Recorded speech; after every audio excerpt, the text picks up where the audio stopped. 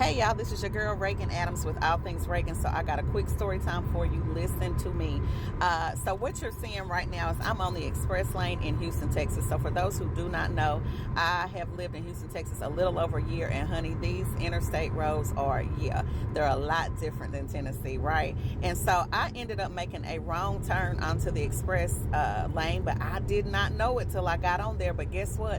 When I got on, there was no turning back. I had to keep going. But the good thing about the express lane, in which I just found out, is that there's fewer exits, but you got to keep going. You can't stop. And I was scared, I'm going to be honest, because it was miles and miles where it was just me driving. But then when I looked up, I saw some other people following me. And so I was like, Lord, I can definitely apply this to my life now, because the lane that I'm going in, nobody in my family has done it.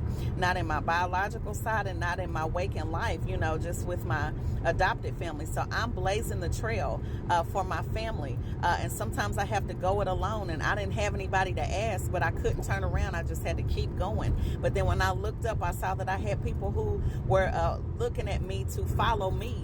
And I have that in my waking life too, that some people do look to me for answers or look at my faith walk. And so I have to keep going so they can keep going, because what happens if I stop? The people behind me would have to stop, right? And we can't do that. Also, lastly, with the express lane, what I found is that there were no exits. You only had one exit to your destination. And so what that tells me is that the process this year, starting from yesterday, Rosh Hashanah, that your process is going to be a lot quicker than what it has been, with less detours, because I had none. But as long as I kept going and I got to my destination spot, I got there and I got there on time.